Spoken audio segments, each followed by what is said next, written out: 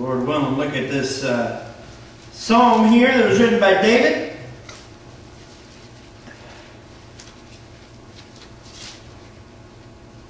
Some really good ideas or some good thoughts in here. Psalms 124. We're going to start in verse 1. And verse 1 kind of sounds a little bit confusing, but I'm going to, Lord willing, let's kick something in here. Lord willing, I'm going to do my best to explain it. Maybe God will show up and explain it better than I can. I hope so. Psalms 124 verse 1 says this: "If it had not been the Lord who was on our side." Now may Israel say. David here, he starts out and he says, if God had not been our side, well, Israel can say this. And then verse 2, he kind of repeats himself. You know, we do this all the time. We just do it in more modern English, so it kind of sounds not so broken. But we say something, and then we'll break it up with another statement, and then we'll go back and repeat ourselves to finish our thought, to make our thought make more sense. So that's what David is doing here. He's saying, if it had not been for the Lord, or if it had not been the Lord who was on our side, let me back up and explain this. Now Israel may say, verse 2, if it had not been the Lord who was on our side, when men rose up against him, David here is saying, thank God he was on our side.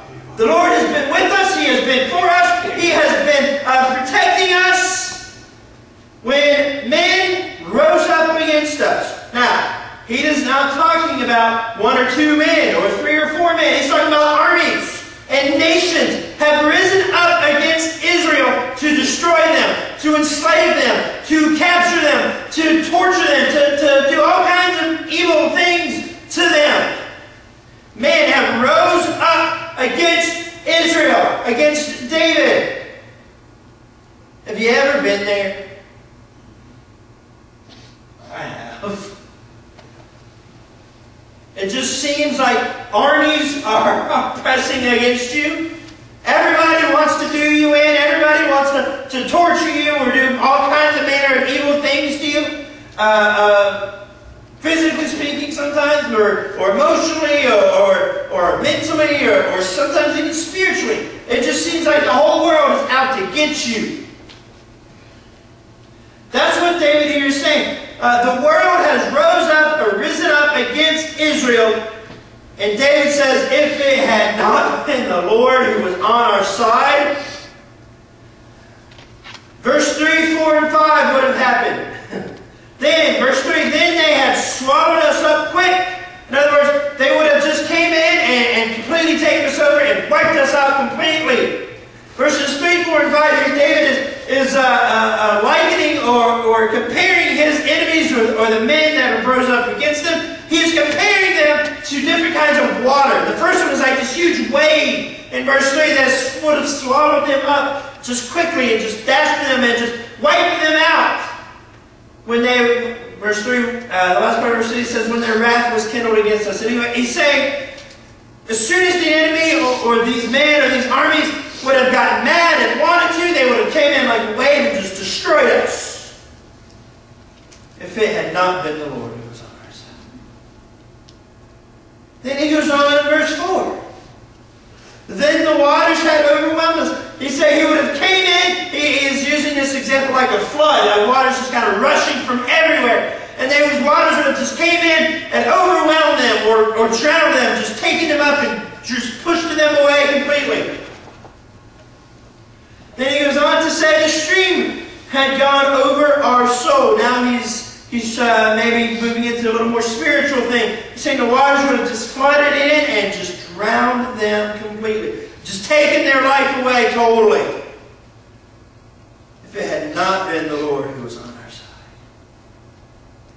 Then, verse 5, then the proud waters or the raging waters, these storm-tossed just waves all over the place. I remember every once in a while we'll come over here on a Sunday morning when it's still daylight, or when it is daylight, and it'll be stormy outside, and you see them waves just crashing over that that bridge, and it's a little nerve-wracking. When you're driving across the Howard Franklin Bridge and you're seeing, and you're in the far side lane and water's splashing onto your car, that's a little nerve-wracking. But that's what he's kind of talking about here. These raging, just wavy, just rough and waters, they're just coming over and just beating your soul down. You ever been there? Maybe it's just me, I don't know. But I have just been beaten down. You just get beat down and pushed down, and these enemies come in and just like an ocean, just flooding over your soul and over your life. And it just feels like you are going to drown. If it had not been for the Lord on our side. Amen. He says all of this, he compares his enemies to all of these kinds of waters just coming in and trying to wipe them out or to kill them or to destroy them. But he says in verse 6, blessed or blessed be the Lord, who hath not given us as a prey to their teeth. In other words, he's saying, God protected us. He very easily could have said, you know what, go ahead. And just given us over to the enemies and let the enemies come in and destroy them as a lion or a tiger or something would to a meal, another animal. Come in and just destroy it, just rip it apart with his teeth and his claws and just totally kill it and totally destroy it and consume it. That is kind of that's what we deserve. We don't deserve God's protection. We're not that good. We're evil beings. We mess up. We constantly fail. We constantly reject God. We constantly break God's laws and sin. And our rightful reward for those actions should be for God to just give us as prey to their teeth. Just give us to the enemy and let the enemy to rip us apart. That's what we deserve. But blessed be the Lord. He has not done that. Verse 7, he goes on to say, our soul is escaped as a bird out of the snare of the fowlers. In other words, these people would used to catch birds, the way they would catch birds to use for whatever they would use them for, pets or whatever. They would set up traps, and these birds would fly into it or get their, whatever you call that foot thing that they had caught in it, and they couldn't get away. They couldn't get free. They were stuck. They were snared. They were caught.